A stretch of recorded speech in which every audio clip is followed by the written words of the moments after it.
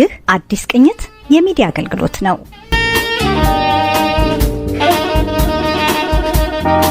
አዲስ ቅኝት በዩቲዩብ፣ በፌስቡክ፣ በቴሌግራም www.addisperspective.com እንዲሁም ሐሙስ ከ2 PM እስከ 4 PM በቀጥታ የሬዲዮ ስርጭት በአይሄርት ሬዲዮ ላይ ታገኙናላችሁ።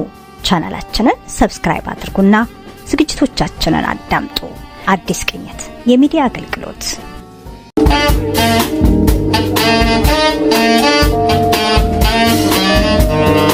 አዲስ አበባ ቶሮንቶ ላይ ተቀምጣችሁ ለምን አዲስ አበባ ትላላችሁ እንደማትሉን መቼም ተስፋ እናደርጋለን። አድማጭ ተመልካቾቻችን በመላው ዓለም የምትኖሩ አዲስ አበባ ሁሌም አዲስ አበባ ነች። አዲስ አበባ ሁሌም አዲስ አበባ ነች። ደግሞ አዲስ አበባ ልደቷ እንግዲህ በዚህ ወር ነው ተወለደችው በህዳር ወር 1879 ዓመተ ምህረት ታሪክ እንደሚነግረን በዳግማዊ ምኒልክና በእቴጌ ጣይቱ ብጡል መስራችነት ልደቷ የተበሰረው በህዳር ወር ነው። ስለዚህ ህዳር ገብቷል። እንግዲህ በህዳር ወር ከምናከብራቸው ከምናስባቸው አበይት ጉዳዮች አንዱ የትውልድ ሀገራችን የትውልድ ከተማችን እና ተወዳጇ የአፍሪካ መዲና አዲስ አበባ ነች። አዲስ አበባ እንደ ከተማ ይቅርታ ብዙ ውጣ ውረዶች ያሉባት ብዙ ፈተናዎች ያሉባት ከተማ ነች። ብዙ እድገት ብዙ የታሪክ ሂደቶችን አልፋ ለዛሬ በቅታለች እና አዲስ አበባን በተመለከተ ምናጫውታችሁ ነገር ይኖረናል። አዲስ ቅኝቶች ነን። ኒው ፐርስፔክቲቭ አዲስ ቅኝት ዘወትር ሐሙስ ከ2 PM እስከ 4 PM በቶሮንቶ ሰዓት እንዲሁም ከ3 ሰዓት ማታ እስከ ምሽቱ 5 ሰዓት ድረስ ዘወትር ሐሙስ ከናንተ ጋር አየር ላይ ቆይታ ያደርጋል። በኢትዮጵያ ሰዓት ማለት ነው ከ3 እስከ 5 በቶሮንቶ ሰዓታችንን ትንሽ ወደ 1 ሰዓት አጀስት ስላደረግን ቀደም ሲል አዲስ አበባ 2 ሰዓት ከ2 እስከ 4 ሰሙን የነበሩ አድማጮቻችን እነሱ ጋር ከ3 እስከ አሁን ከ3 እስከ 5 ነው የምታዳምጡ ማለት ነው። እንግዲህ እንደናንተ አይደለም እኛ ሰዓታችንን እናስተካክላለን በ1 ሰዓት ሁሉ ጊዜ ኖቬምበር ሲገባ ወደ ክረምት ልንገባ ስንል ታገል ምንድነው ጊዜው ራሱን ያስተካክላል። እኛ ስለ ጊዜ አንጨነቅም።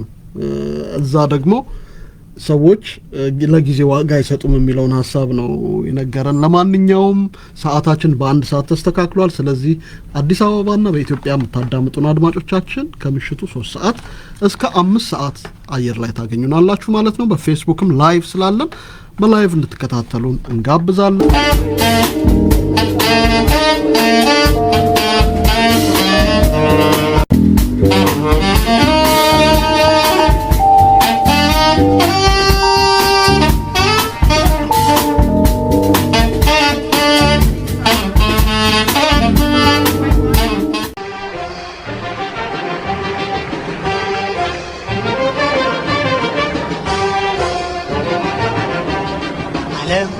ሰነበተች እስቲ እንጠይቃት ሰላም ጤና ነች ሆይ ከፋት ሆይ ደስ አላት ማነው ከልጆቿን በጎ የሚመኝላት ከስቃይ እንድድን ዓለም የሁሉና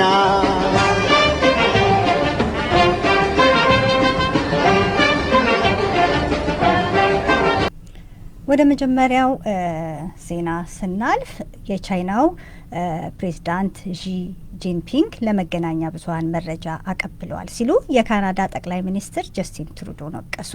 የቻይናው ፕሬዝዳንት ከካሜራ ፊት ሆነው በአስተርጓሚ አማካኝነት የጀስቲን ትሩዶ ተግባር አግባብ አለመሆኑንና ተአማኒነት የለህም ሲሉ ጠቅላይ ሚኒስትሩ ነቅሰዋል። ዢ ጂንፒንግ የካናዳ ጠቅላይ ሚኒስትርን በምን ጉዳይ እንደወቀሱ ግልጽ ባይሆንም ምናልባት ግን ጀስቲን ትሩዶ በካናዳ ምርጫ የቻይናን ጣልቃ ገብነትን በተመለከተ በውይይት ላይ ከተናገሩት ጋር የተያያዘ ሊሆን እንደሚችል ተገምቷል። ሁለቱ መሪዎች ኢንዶኔዥያ ባሊ እየተካሄደ ባለው የቡድን 20 አገራት ስብሰባ ላይ ፊት ለፊት ሲገናኙ ከዓመታት በኋላ ይህ የመጀመሪያው ነው። ሁለቱ መሪዎች በጋዜጠኞች የካሜራ እይታ ውስጥ ሆነውና ፊት ለፊት ተቀራርበው በአስተርጓሚ አማካኝነት ሲነጋገሩ ታይተዋል። የተነጋገርነው በሙሉ ለመገናኛ ብዙሃን ተላልፎ ተሰጥቷል። ይህ አግባብ አይደለም ሲሉ የቻይናው ፕሬዝዳንት ለትሩዶ ተናግረዋል። ዓለምን ውጥረት ላይ ጥሎ የነበረው የሚሳኤል ጥቃት በሩሲያ ሳይሆን ከዩክሬን ወደ ፖላንድ መተኮሱ ተረጋገጠ። ትላንት ዓለማችን ወደ ሶስተኛው የዓለም ጦርነት ልታመራ ትችላለች የሚል ስጋት ላይ ወደቀችበት ነበር። ሩሲያ ተኮሰችው የተባለው ሚሳኤል በፖላንድና ዩክሬን ድንበር አቅራቢያ 2 ሰዎችን ከገደለ በኋላ በባሊ ኢንዶኔዥያ በጂ20 አገራት ስብሰባ ላይ የነበሩት የምዕራብ ሀገራትና ኔቶ አባል ሀገራት መሪዎች አስቸኳይ ስብሰባ አድርገው ነበር። በስብሰባውም ሚሳኤሉ ከሩሲያ ከተተኮሰ ሩሲያ በኔቶ አባል አገር ላይ በፈጸመችው ጥቃት የአጽፋ እርምጃ ለመውሰድ ያለመ ነበር። ይሁን እንጂ በስብሰባው ላይ ሳሉ ጥቃቱ ከዩክሬን መፈጸሙ በስለላ ድርጅቶች በመረጋገጡ የአሜሪካው ፕሬዚዳንት ጆ ባይደን መግለጫ ሰጥተው ውጥረቱ ረግቧል።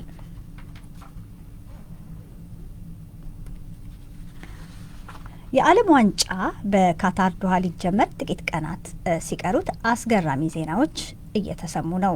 ተጫዋቾችና ልኡካን ወደ ኳታር ዶሃ እያመሩ ባሉበት በዚህ ሰሞን የአርጀንቲናን የወንዶች ቡድን ባሳለፈው አውሮፕላን ውስጥ የተቀመጠው ቡድን በመስኮት ሲያይ የታዋቂው አርጀንቲናዊ ተጫዋች ሊዮኔል ሜሲ ምስል የለጠፈ ግዙፍ አውሮፕላን ያያል።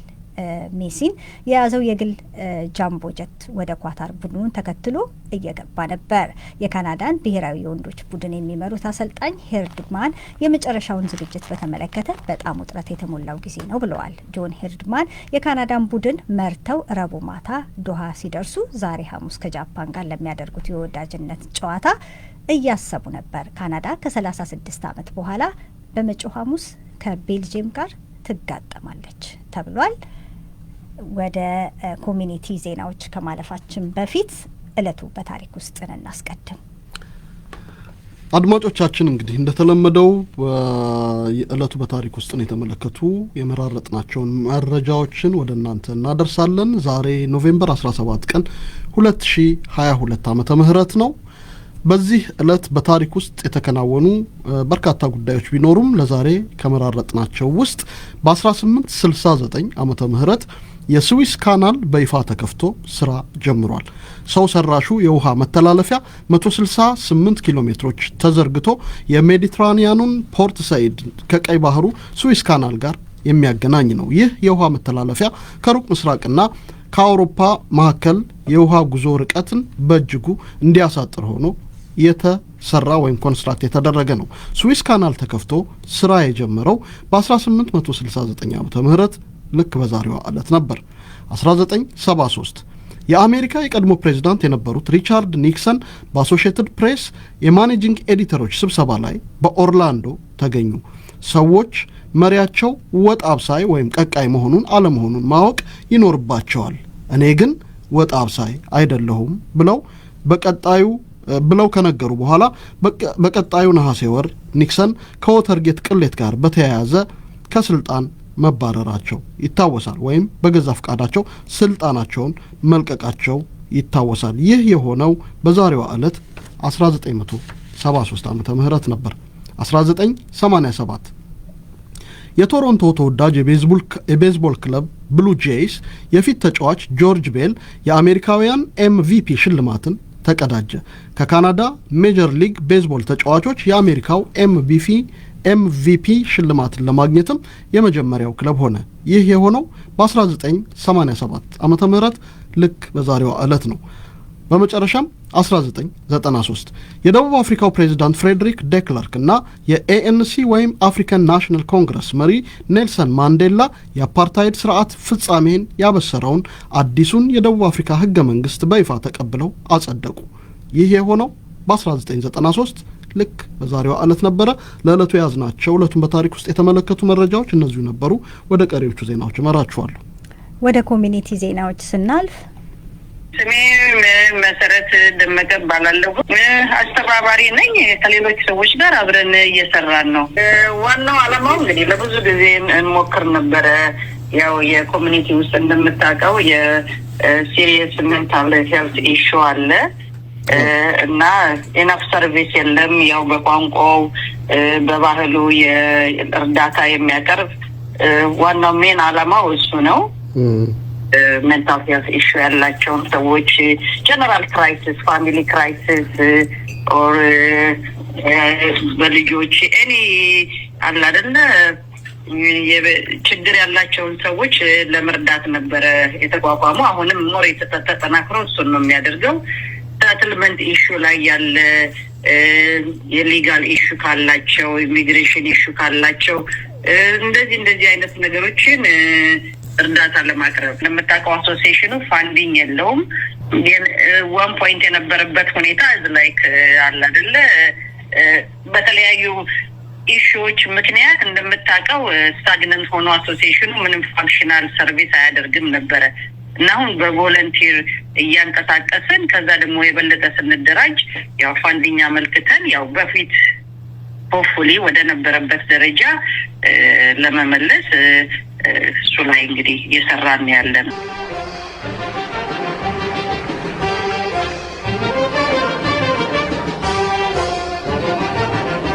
የኢትዮጵያ ማህበር የአባላትና አዲስ መጪዎች አገልግሎት መስጠት ጀምሯል። ቀደም ሲል ወይዘሮ መሰረት እንደተናገረችው በኢትዮጵያ ኮሚኒቲ በቶሮንቶና አካባቢው ከኮቪድ-19 ወረርሽኝና ከዚያ ተከትሎ በተፈጠሩ የተለያዩ ማህበራዊና ኢኮኖሚያዊ ምስቅልቅሎች ምክንያት ለተለያዩ የአይምሮ ጤናና የኢኮኖሚ ችግር ላይ የወደቁ የኮሚኒቲውን አባላት ለመደገፍ ዘወትር በየሳምንቱ ቅዳሜ ከጠዋት 11 ሰዓት እስከ 3 ሰዓት አገልግሎት መስጠት መጀመሩን አስታውቋል። ወይዘሮ መሰረት ደመቀ በማህበሩ የክራይሲስ ኮሚቴ አስተባባሪ ለአዲስ ቅኝት እንደገለጸችው ከ2019 ጀምሮ በኮቪድ ለተጎዱ ወገኖች ቤት ለቤት ድጋፍ ማድረጋቸውን አሁንም ለአዲስ መጪዎች ከቋንቋና አገልግሎት አቅርቦት ጋር በተያያዘ የሚያጋጥማቸውን ችግርና በነባሪ ኮሚኒቲ አባላት ውስጥም እየተከሰተና እየተስፋፋ ያለውን የአእምሮ ጤና ችግር ለማቃለል በበጎ ፈቃደኞች እየታገዘ ድጋፍ ለማድረግ ጥረት እያደረገ ነው። ቀደም ሲል ከ1,000,000 ዶላር በላይ የነበረው ማህበር አሁን ምንም ፈንድ የለውም። ይህን ለመመለስ ጥረት እያደረግን ነው። የማህበሩን ድጋፍ እንፈልጋለን ብላለች።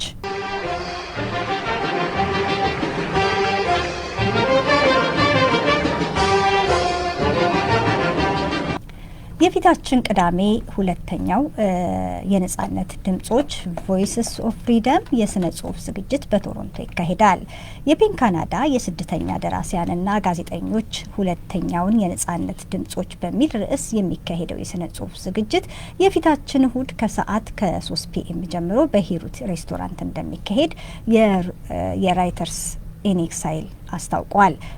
ባሳለፍነው ጁን 12 በተካሄደው የመክፈቻና የመጀመሪያ ቮይስስ ኦፍ ፍሪደም ዝግጅት ላይ ከተለያዩ አገራት የተውጣጡ ጸሐፍት ስራዎቻቸውን ያቀረቡ ሲሆን ዝግጅቱ ባለፈው ሜይ 2021 በኮቪድ-19 ምክንያት ህይወቱ ላለፈው የቀድሞ የቡድኑ መሪ ኤርትራዊው አሮን ብርሃኔ መታሰቢያ ተደርጎ ነበር። በዚህ ሁለት አንጎላ፣ ከአፍጋኒስታን፣ ከቱርክ፣ ከኢራን፣ ከኮርድ የተውጣጡ ጸሐፊያን ስራዎቻቸውን ያቀርባሉ። በዚሁም ላይ ከአዘጋጆቹ አንዱ ጋር ቆይታ ይኖረናል ወደ በኋላ። ሌላው በመጨረሻም በኮሚኒቲ ውስጥ የድምፃዊ ማዲንጎ አፈወርቅ መታሰቢያ ጸበል ጻዲቅ ስነ ስርዓት በቶሮንቶ መንበረ ብርሃን ቅድስተ ማርያም ቤተክርስቲያን ኖቬምበር 20 2022 ከ4 እስከ 7 ፒኤም ይካሄዳል ተብሏል። ወደ አገር ውስጥ ወደ ኢትዮጵያ ዜና ከማለፋችን በፊት ደግሞ መቆያ አደል ገዝሽ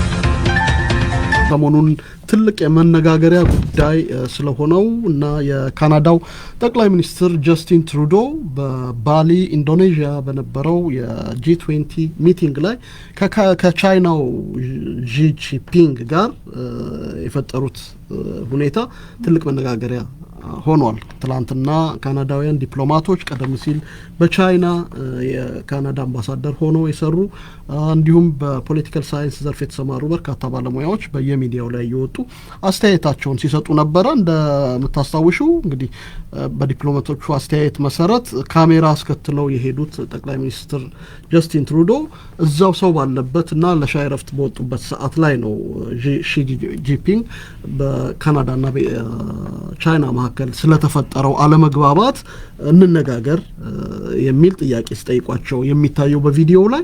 ነገር ግን ከዛ በፊት በሚስጥር ባደረጉት ስብሰባ ቻይና በካናዳ ባለፈው ምርጫ ላይ ጣልቃ ገብታለች ሜንድሊንግ ይሉታልና ገብታ ጣልቃ ገብታ ማጭበርበርና የሆነ ጫና ፈጥራለች እና እዚህ የሚኖሩ በትውልድ ቻይናዊ የሆኑ ተመራጮችን ብራይብ ገንዘብ በመስጠት ተጽዕኖ ፈጥራለች። ስለዚህ የምርጫው ውጤት ለማስቀልበስ ማለት ነው ጥረት አድርጋለች የሚል ነው። ይሄንን በሚስጥር ተነጋግረው ያንን አውጥተው ትሩዶ ለሚዲያ ነገሩ ነው። ስለዚህ በዛው ተናገሩ። የካሜራ ነገር ብዙ ማለት የብዙ ሰዎች አቴንሽን ይስባል። ሁለተኛ ነገር ደግሞ ከባድ ነው። አንዳንድ ጊዜ ካሜራ ያለ ሳይመስል ብዙ ነገሮች የሚደረጉ ነገሮች አሉ በታዋቂ ሰዎች በመንግስታት መካከል ግን ሳይነግሩ ወይም ሳያስታውቁ ካሜራ ላይ ማውጣቱ የራሱ አንድ ችግር ነው። አደባባይ ያሉ ሰዎችም ደግሞ ወይም አደባባይ ላይ ወይም ደግሞ እንደዚህ የመገናኛ ባለሙያዎች ያሉበት ቦታ ያሉ ሰዎች ራሳቸው መጠንቀቅ መቻል አለባቸው ከሚናገሩት ንግግር። ከዚህ ጋር ተመሳሳይ የሆነ ነገር ማስታወስ እንችላለን። የኢትዮጵያ ጠቅላይ ሚኒስትር አብይ አህመድ በአንድ ወቅት እንደምታስታውሽው እየተቀዳ ባለ ቪዲዮ መሀል ካሜራማናቸውን አንተ ምንድነው የምታደርገው ብለው ጀዝባ ብለው ሲሳደቡ የታዩበት ቪዲዮ ወጥቶ ነበር። ይሄን አታስተላልፈው ማለት ይሄን አታስተላልፈው ነው። ስለዚህ እሳቸው በፈለገው መንገድ እንዲቀርጻ ሰሞኑን ደግሞ ለፓርላማ ባደረጉት ንግግር ላይ ታስታውሽ እንደሆነ የሻርማል ሼክ ግብጽ ሄደው ነበር ለክላይሜት ስብሰባ እና በዛ ላይ ተገኝተን ነበረ ከሀገር እንዳይወጡ የሚል እገዳ እንግዲህ በአሜሪካኖች ማዕቀብ ጥለናል የሚል ነበር አይደል በጦርነቱ ሰሞን እና በዛ ምክንያት ለረጅም ጊዜ ከሀገር ቤት ወጥተው አያውቁም ነበር። ምክትል ጠቅላይ ሚኒስትሩ ነበሩ በዩኤን ስብሰባዎችም ላይ ካፈሉ የነበሩት አቶ ደመቀ መኮንን እና በቀደም ነው ለመጀመሪያ ጊዜ ምናልባት ከ2 አመት በኋላ ሻርማል ሼክ የሄዱት እና ካስፈለገም ወጣ ብለን መምጣት እንችላለን የሚለውን ፓርላማው ላይ ሲያወሩት በንግግራቸው መሀል ሰምቼ ገብቶሻል ሄደው ፎቶ ተነስተው ከመሪዎች ጋር ሲጨባበጡ ማየቱን እና አሁንም ይኸው ከመሪዎች ጋር መልካም ግንኙነት ላይ ነኝ ያለሁት ለማለት ነው እሳቸው የተጠቀሙበት። የካናዳው ጠቅላይ ሚኒስትር ደግሞ ዲሞክራቲክ ስርዓት ውስጥ ነው ያለ ነው። ስለዚህ በዚህ በዲሞክራሲ ሲስተም ውስጥ በሚስጥር የተነጋገርነው ነገር ለሚዲያዎች አሳልፌ መስጠቴ ይሄ ዲሞክራሲ ስርዓታችን ነው። በቻይና ዲሞክራቲክ ሲስተም ስለሌለ ያንን ለሚዲያ አሳልፋችሁ አሰጡም። እኔ ግን ስርዓቴ ያስገድደኛል። ሚዲያ የሚደበቅ ነገር የለም። ሚዲያው ማወቅ መብት ስላለው ለሚዲያ አሳልፌ ሰጥቻለሁ አሉ። ሺጂፒንግ ግን ይሄንን ሊረዱ የሚችሉበት ሁኔታ ውስጥ አይደሉም። የተነጋገርናቸው ቅድመ ሁኔታዎች ካላሟላ ግንኙነታችን አይቀጥልም።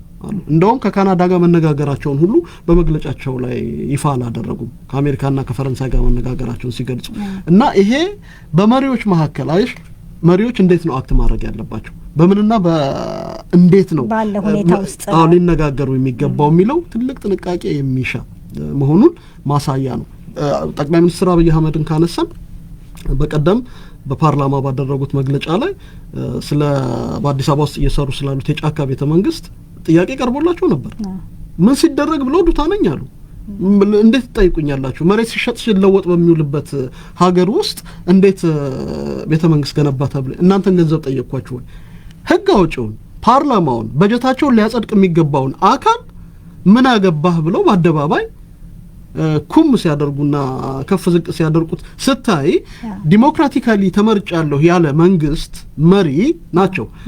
በትክክል ይሄ ፓርላማ ዲሞክራቲክ ነው ወይ? በትክክል እየመሩት ያለው ስርዓት ዲሞክራቲክ ነው ወይ ብለሽ እንድትጠይቂ ትገደጃለሽ ማለት ነው። አሁን የመሬት ነገር ካነሳን ወደ ዜናው እንለፍና የመንግስትም የህዝብም ሳይሆን የደላሎችና የረባ ሹመኞች መሆኑን ጠቅላይ ሚኒስትር አብይ አህመድ ተናገሩ ሲል ሪፖርተር ዘግበዋል። በመሆኑም መሬትን መንግስትም ሆነ ህዝብም እያዘዙበት ባለመሆኑ ስር ነቀል ማስተካከያ እንደሚያስፈልገው አስታውቀዋል። ፕሬዚዳንት ሳህለወርቅ ዘውዴ መስከረም 30 ቀን 2015 ዓ.ም ለህዝብ ተወካዮችና ፌዴሬሽን ምክር ቤቶች የጋራ ስብሰባ ያደረጉትን የመክፈቻ ንግግር አስመልክቶ ጠቅላይ ሚኒስትሩ ማክሰኞ ህዳር 6 ቀን 2015 ዓ.ም ከፓርላማ አባላት ለተነሱላቸው ጥያቄዎች ማብራሪያ ሰጥተዋል። ጠቅላይ ሚኒስትሩ ለተነሱ ጥያቄዎች ማብራሪያ ሲሰጡ ህገ መንግስቱ የሚለው መሬት የህዝብና የመንግስት እንጂ የደላሎች አይደለም፣ ነገር ግን ደላሎች ወስደውታል ብለዋል። በመሆኑም ይህንን ማስተካከል የሚቻለው ሁሉን አቀፍ ብሔራዊ ምክክር የተባለውን ሂደት በትክክል መነጋገር ሲቻል መሆኑን አስረድተዋል። በከተሞች መሬት የግለሰብ መሆን ቢኖርበትም እየታየ ያለው ግን መሬቱን ወይ ባለቤቱ አይሸጠው ወይ መንግስት አይሸጠው ወይም ራሱ ባለቤቱ ሳይጠቀምበት መከራ ሆኗል ብለዋል። አጭሩ እንድትገነዘቡ በአዲስ አበባ የጀመርናቸውን የልማት ስራዎች እንደ መንግስት መስራት አልቻልንም። በመሆኑም የመንግስት መሬት የጋራ መሬት፣ የመንግስትና የህዝብ መሬት እንዲሁም የግለሰቦች መሬት በመኖሩ ይህን ለይቶ አርሶ አደሩን እንዳይጎዳ ተደርጎ ካልተቀረጸ በስተቀር አርሶ አደር የማያዝበትና አንድ ከንቲባ እየተነሳ በሚያዝበት አካሄድ ገበሬው ያንተ ቦታ ነው እየተባለ ጊዜ መባከን የለበትም ሲሉ አስረድተዋል ሲል ሪፖርተር ዘግቧል። ወደ መጨረሻው ዜና ስናልፍ ለ4 ወራት እስር ላይ የቆየው የፍትህ መጽሔት ባለቤትና ማኔጂንግ ዳይሬክተር ጋዜጠኛ ተመስገን ደሳለኝ በ30 ሺህ ብር ዋስትና ከእስር ተፈቷል። ከፍተኛ ፍርድ ቤት ተመስገን ከእስር በ30 ሺህ ብር እንዲፈታ ያዘዘው ከትላንት ወዲያ ሲሆን የቂሊንጦ ማረሚያ ቤት ግን በእለቱ እስረኛውን አልፈታም በማለት የፍርድ ቤቱን ትዕዛዝ ሳይፈጽም ቀርቶ ነበረ። አቃቢ ሕግ በጋዜጠኛው ላይ ከመሰረታቸው 3 ክሶች ከፍተኛው ፍርድ ቤት ትላንት ተከሳሹን ሁከትና ብጥብጥ መቀስቀስ እና ህዝብ በመከላከያ ሰራዊት ላይ አመኔታ እንዳይኖረው ማድረግ ከተሰኙት 2 ክሶች ነጻ በማድረግ ሀሰተኛ መረጃ ማሰራጨትና የጥላቻ ንግግር ማድረግ የሚለውን 1 ክስ ብቻ ከውጭ ሆኖ እንዲከላከል ማዘዙ ይታወሳል።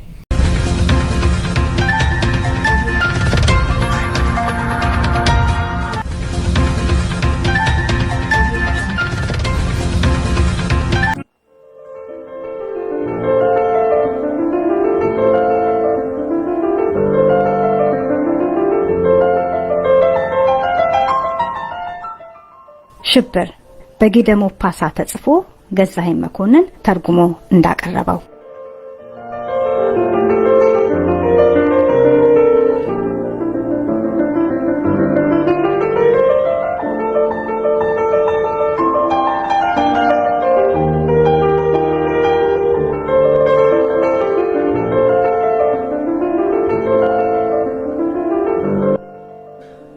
ጨርሶ ሊገባኝ አይችልም ነው ያልከው?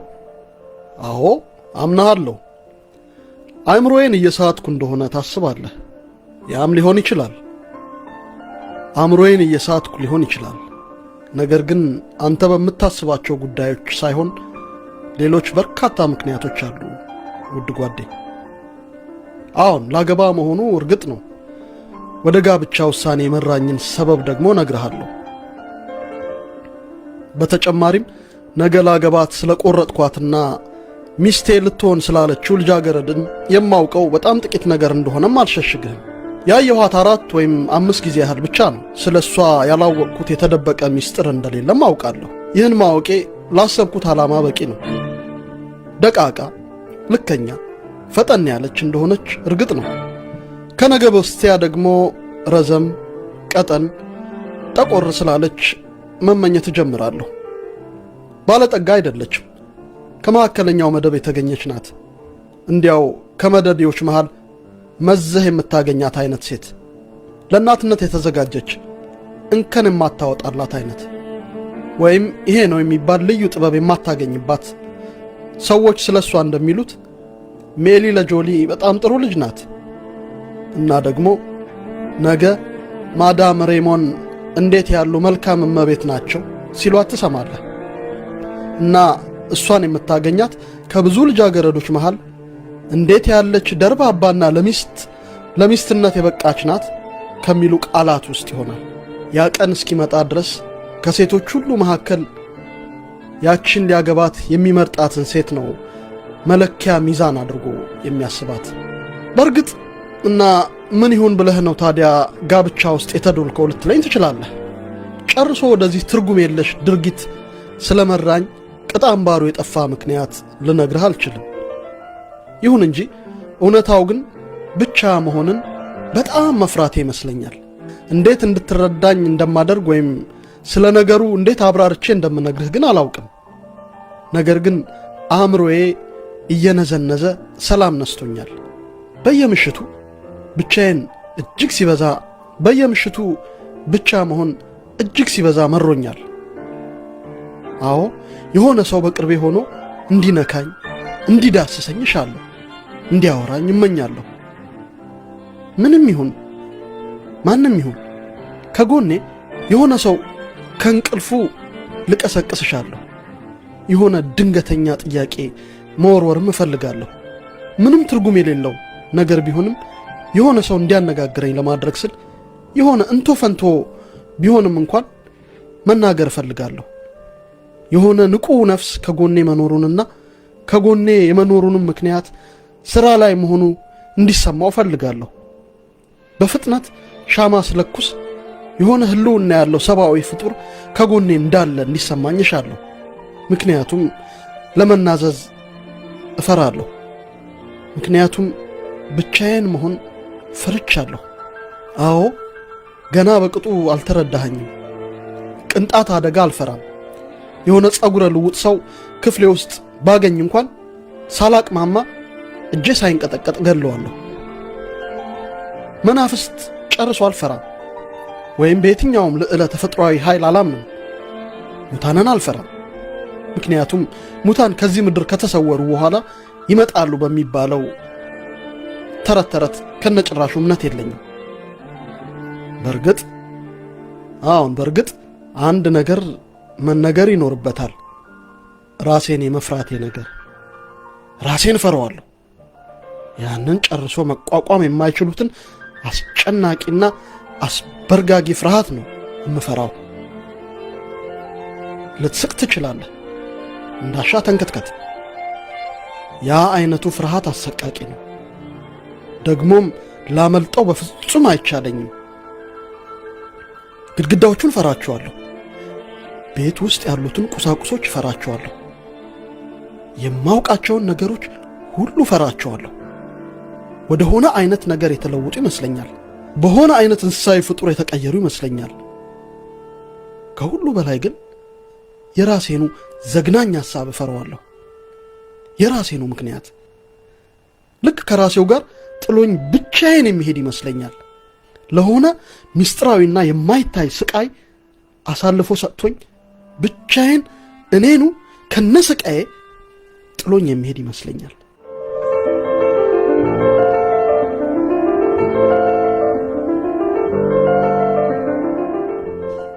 የተከበራችሁ አድማጭ ተመልካቾቻችን ከኛ ጋር እንደሆናችሁ ተስፋ እናደርጋለን። የሚገርመው ይሄ ሽብር ይሄ አጭር ልቦለድ ሲገፋ ነው እዚህኛው ላይ የደረሰውና ዛሬስ ማለፍ የለበትም።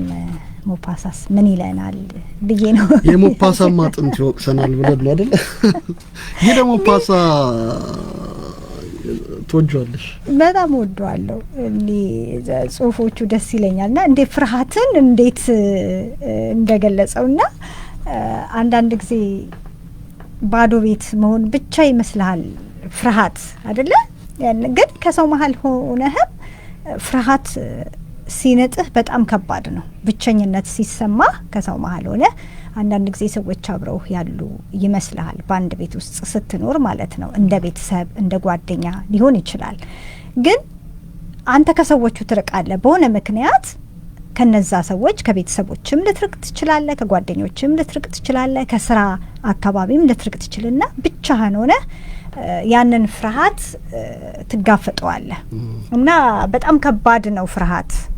በጣም ሞፓሳ በጣም የሚገርም ህይወት የነበረው ደራሲ ነው። በ36 አመቱ ነው የሞተው። በቂጥኝ በሽታ ነው የሞተው። በጣም ጎበዝ ነበረ። በፈረንሳይ በጣም ተወዳጅ የነበሩና ታላላቅ የነበሩ ደራሲዎች ፍሉበርት የመሰሉ ናቸው ይዘው ያሳደጉት። እናቱ እና አባቱ ከተለያዩ በኋላ እናትየው ለሱ ሰጣው። ፍሉበርት ነው ያሳደገው እና ከዛ በኋላ እሱም የታወቀ ደራሲ ሆነ። ነገር ግን ሞፓሳ ጨዋታ ይወዳል፣ ደስታ ይወዳል። ከሴቶች ጋር በነበረው ግንኙነት ምክንያት እንግዲህ በዛን ዘመን ልክ እንዳሁኑ HIV ምናምን እንደምንለው ቂጥኝ ነበረ። በጣም አደገኛው በሽታ ቂጥኝ ያዘው እና ቂጥኝ ከያዘው በኋላ ቂጥኙ ትልቁ ችግሩ ምንድነው?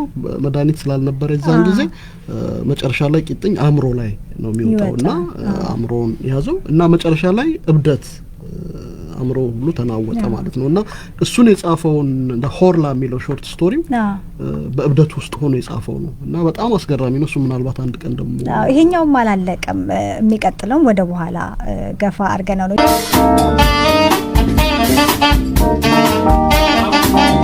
ይህ አዲስ ቅኝት የሚዲያ አገልግሎት ነው።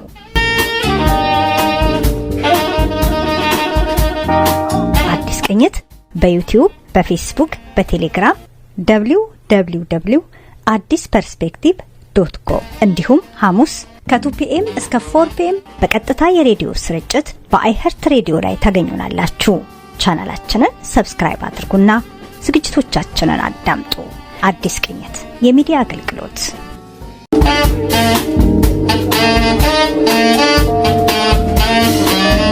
Yeah, we are talking, we want to have you because there is an event, a reading event next Sunday at Hirut Jazz Cafe. So you are one of the organizers.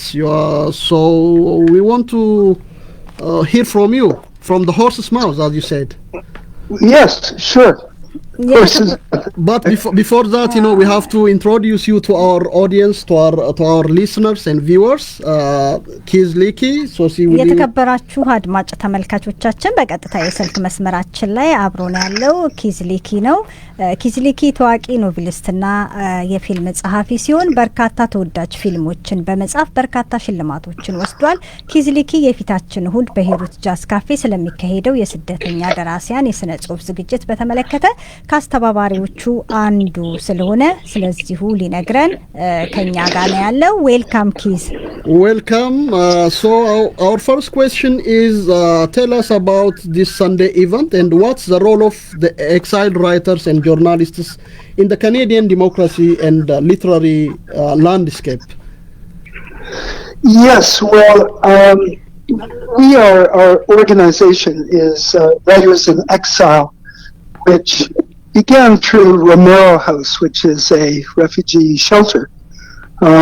And we would get together for suppers and so on over the years. And then we decided to create some events. And we had many excellent writers from many different countries, many of them journalists or creative writers. And so we decided that we would create this idea of Voices of Freedom, this event, and have some writers read their works for the public.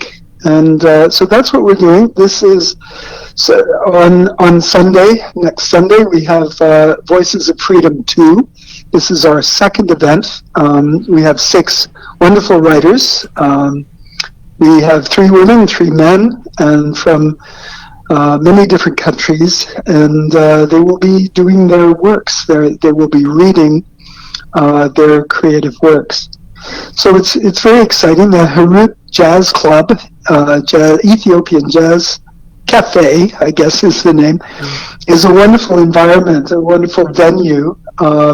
Kebebe is the manager and owner, and he's been very generous in allowing us to use the space. They also have great music there.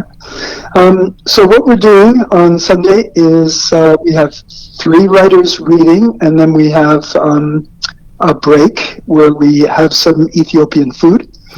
And we also have a singer, a young girl, Vezra, who is going to sing 2 traditional songs. She has a beautiful voice. And then we have 3 more writers. After that, and it's kind of exciting because we're bringing 4 of the writers will be appearing in person, and 2 will be remote. One is in Edmonton, Amir, who will be reading his stuff from Edmonton by Zoom, and then Domingos, who is in Montreal, who will also be reading his stuff by Zoom. So, we are gathering in people from far and wide, and so we look forward to this event. And afterwards, there's a jazz band coming in for people to listen to at 6 o'clock, and so it's a great event. That's really wonderful. And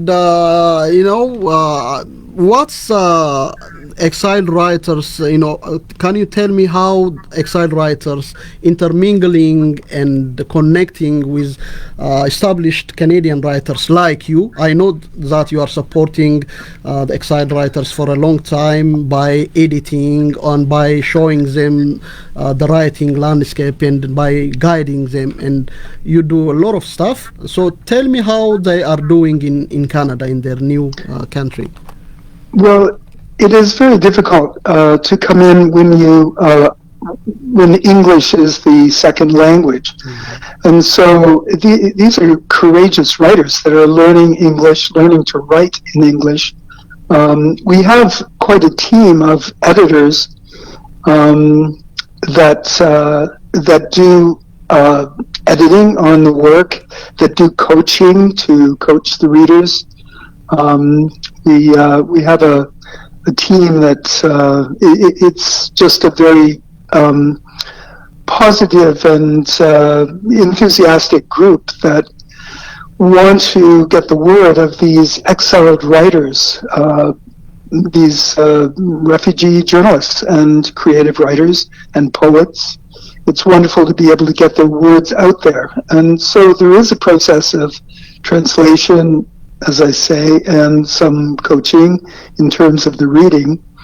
There's a lot of work, and we have a great team that does that. Yeah. So what you'll see is writers who were at the top of their craft, at the top of their level of writing in their countries, that were all of them harassed by government, by oppressive governments that wanted to silence them. Mm. And now they're in Canada, and they're learning English, and they're expressing themselves to a much larger audience. I've been thrilled. I'm a novelist myself and scriptwriter, and it's wonderful to hear their point of view on the world and the many times horrific experiences that they have had in their own countries. And we're all delighted to have them here and still working as writers, working and thriving, many of them. And that's what we're here for, to encourage that.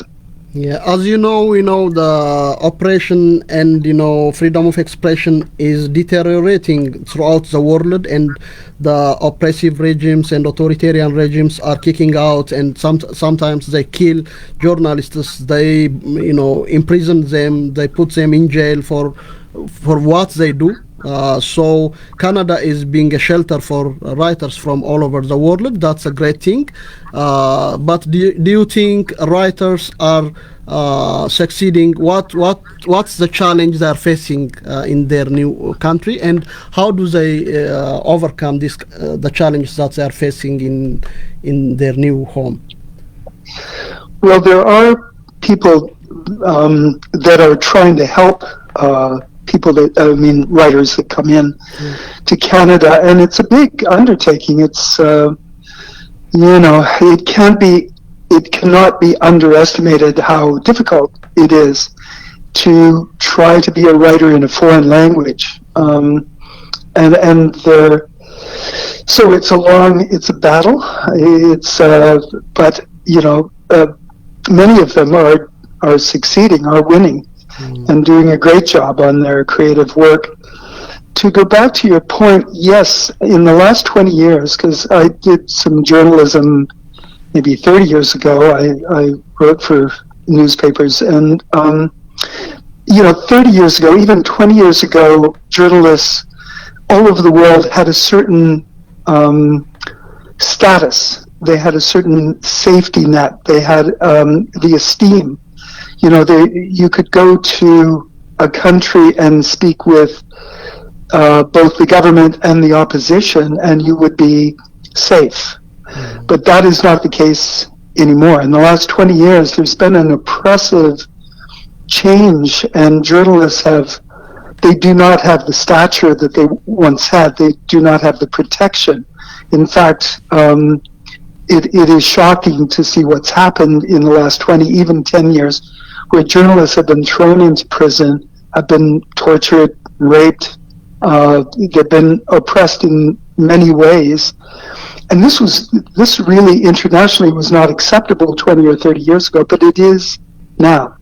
It's disinformation, it's oppression, it's stopping the expression of these writers that is really tragic. And so I'm pleased that at least in Canada they have safety. And even in Canada they can be harassed by agents of their country.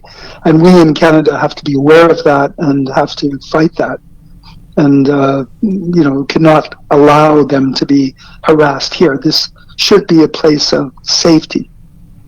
Thank you so much. I think you are doing a great job. I know you are editing a new book of Writers in Exile, and it will come out soon. Hopefully we will have a full-fledged interview very soon in our show. But next Sunday we will join you, and the community is gonna be with us to this event. Thank you very much for your time, Keys. My pleasure. It's great to talk about this. It's very exciting, and I would welcome anyone to come for the readings, and there will be more in the spring and summer. Thank you so much, Keys. Have a great afternoon. Okay, you too.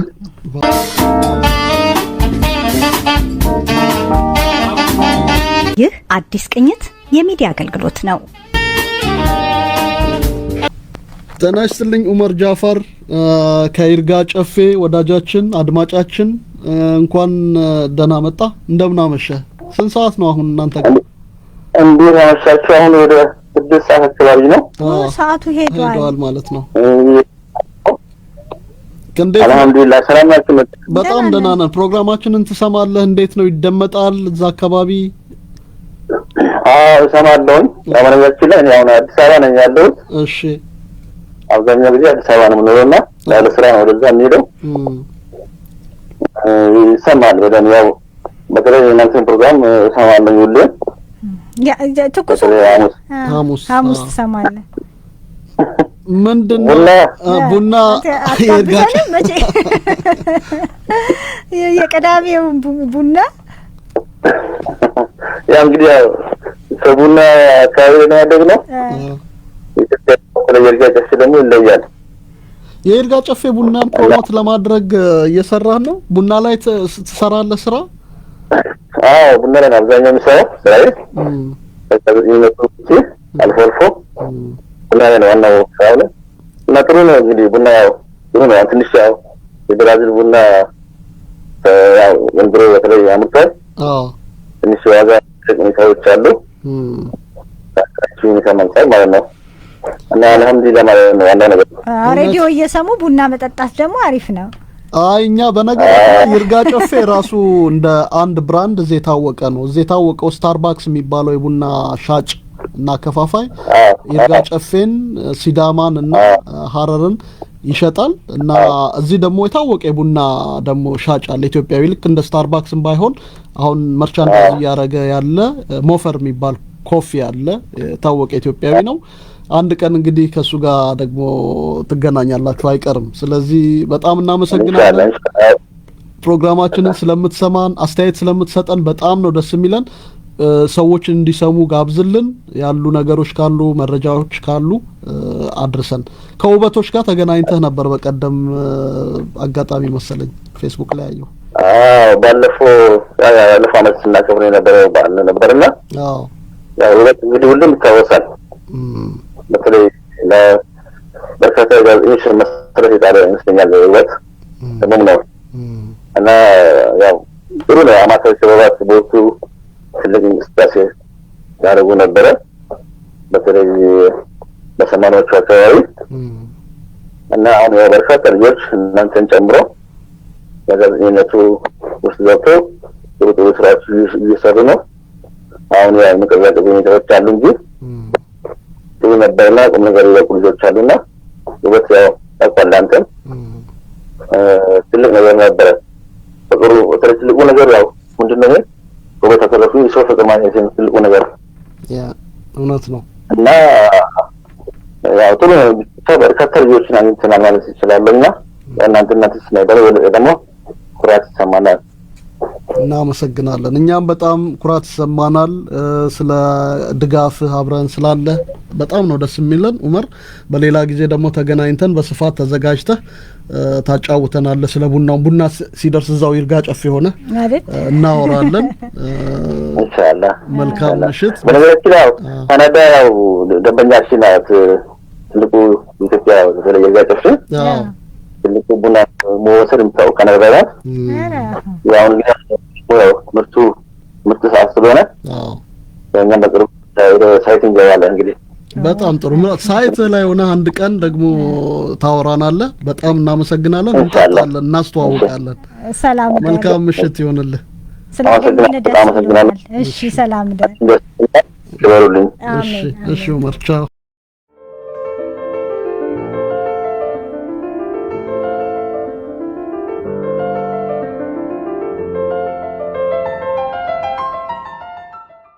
ሽብር በጌደሞ ፓሳ ተጽፎ ገዛኸኝ መኮንን ተርጉሞ እንዳቀረበው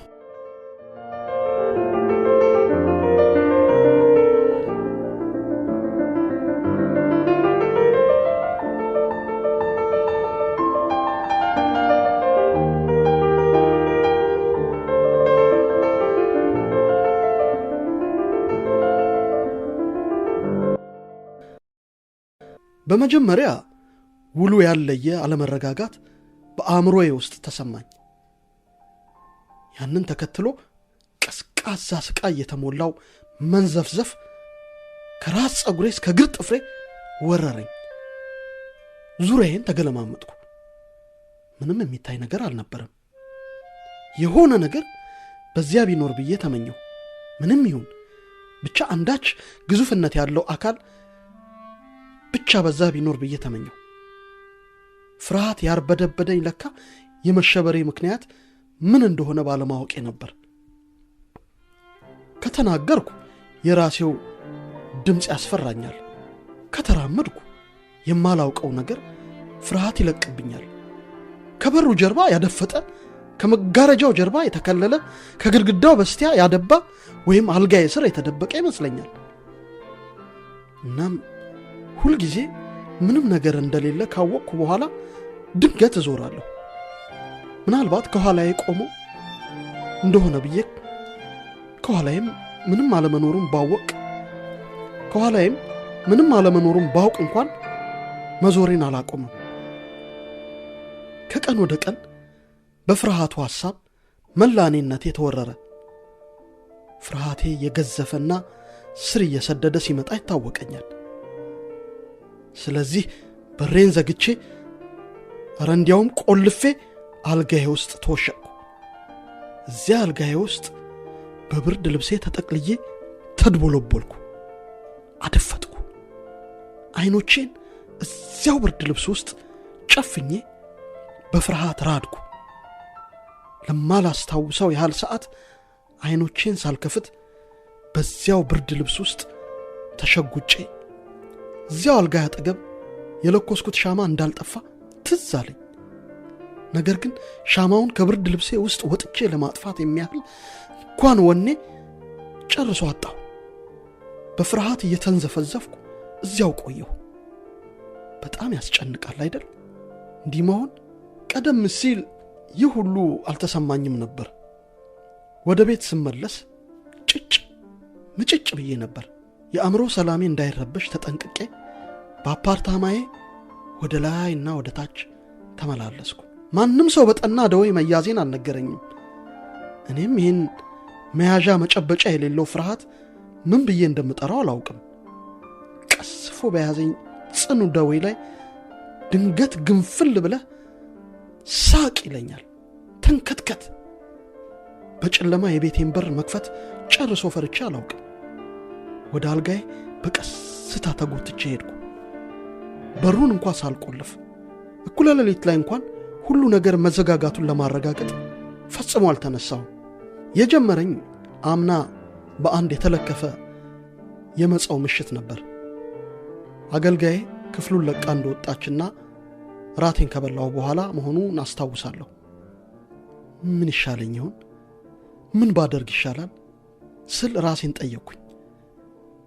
በክፍሌ ወዲያ ወዲህ ለተወሰነ ሰዓት ተመላለስኩ። ያለ ምክንያት ተንቆራጠጥኩ። መስራት ጨርሶ አቃተኝ። የምወደው ማንበብ እንኳን ተሳነኝ። ጥሩ ዝናብ ይጥላል። እኔ ግን ደስታዬን ተነጥቄያለሁ። የተስፋ መቁረጥና የድባቴ ሰለባ ሆኛለሁ። እንዲሁ ከሜዳ ተነስቶ አልቅስ የሚል ስሜት፣ ብረር የሚል ግፊት፣ አውራ ጩህ የሚል ንሻጤ ይጎተጉተኛል። ያንን ሰቅዞ የሚያስጨንቀኝን ስሜት ደርሶ አፈንዳው የሚል ግፊት ወጥሮ ይዘኛል። ብቻዬን እንደሆንኩ ይሰማኛል። ክፍሌ ከዚህ በፊት ከማውቀው ይልቅ ምንም የሌለበት ባዶ ኦና ሆኖ ይታየኛል። በሆነ ማለቂያ በሌለው ብቸኝነትና ትካዝ ውስጥ የተጣልኩ ይመስለኛል። ምንድን አደርግ የነበረው? ቁጭ ብያለሁ። ነገር ግን የሆነ ትዕግስት የሚነሳ መቧጠጥ ነርቬን ይቧጥጠዋል። ይህኔ ድንገት ተስፈንጥሬ እነሳና መራመድ ጀምራለሁ። እጄን ያለ ወትሮዬ በእጅጉ እጠቀማለሁ። በተራመድኩ ቁጥር ወደ ኋላ እንደ እስረኛ አጣምሬ እንቆራጠጣለሁ እና ድንገት የሆነ ቀዝቃዛ ቅጥቃጤ በጀርባዬ በኩል ቁልቁል የተደፋ ይመስለኛል። መንዘፍዘፍ ጀምራለሁ። መልሼ ደግሞ ደባሪውን ጥቅጥቅ አየር ድንገት ወደ ክፍሌ ውስጥ የተደፋ ይመስለኛል እና ለመጀመሪያ ጊዜ በዚያ ዓመት የእሳት ማንደጃውን ለኮስኩት እና ከምድጃው አጠገብ ተቀምጬ የእሳቱ ነበልባል ላይ ማፍጠጥ ጀመርኩ። ግን ወዲያው ደግሞ ተለጉሜ መቀመጥ እንደማይሆንልኝ ተረዳሁ እና ተነስቼ ለመፈትለክ አቆበቆብኩ። ራሴን አበርትቼ የሆነ ከዚህ አሰቃቂ ብቸኝነት የሚገላግለኝ ጓደኛ ፍለጋ ተነሳሁ።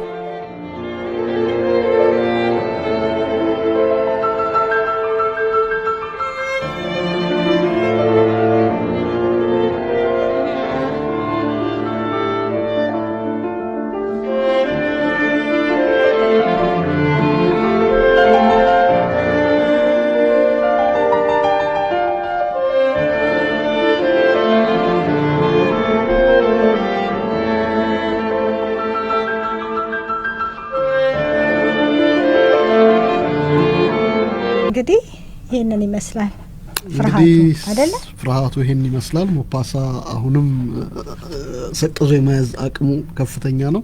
በጣም እናመሰግናለን። አንተም ጥሩ አርገህ ተርጉመሃል ማለት ስሜትን ይይዛል። ኩራት በጣም ነው ማመሰግነው ሶሲ። ለማንኛውም አድማጭ ተመልካቾቻችን እስካሁን ድረስ አብራችሁን ስለቆያችሁ በጣም አድርገን እናመሰግናለን። ከሀገር ቤትም ከዚህም የደወላችሁ አስተያየት የሰጣችሁ አብራችሁን የነበራችሁ ያዳመጣችሁን ሁሉ እግዚአብሔር ይስጥልን። በመጪው ሳምንት በተለመደው ሰዓት እስክንገናኝ ለዛሬው በዚሁ እንሰናበታለን። እንግዲህ አዲስ ቅኝት የሚዲያ አገልግሎት አዲስ ከሆናችሁ ገብታችሁ ሰብስክራይብ አድርጉና የተለያዩ ዝግጅቶቻችንን ጎብኙ። ሐሙስ ደግሞ በቀጥታ የሬዲዮ ስርጭት አድምጡን። ያላችሁን ሀሳብ ይሄ ቢነገር በኮሚኒቲ ውስጥ እንደዚህ አይነት ነገሮች ቢሆኑ የምትሉትን ሁሉ ብታካፍሉን በአክብሮት እናስተናግዳለን። አብራችሁን ስለነበራችሁ ከልብ እናመሰግናለን። ለዛሬው በዚሁ እንሰናበት።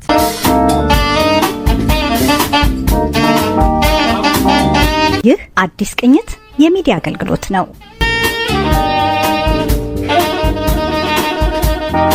አዲስ ቅኝት በዩቲዩብ፣ በፌስቡክ፣ በቴሌግራም www.addisperspective.com እንዲሁም ሐሙስ ከ2 PM እስከ 4 PM በቀጥታ የሬዲዮ ስርጭት በአይሄርት ሬዲዮ ላይ ታገኙናላችሁ። ቻናላችንን ሰብስክራይብ አድርጉና ዝግጅቶቻችንን አዳምጡ። አዲስ ቅኝት የሚዲያ አገልግሎት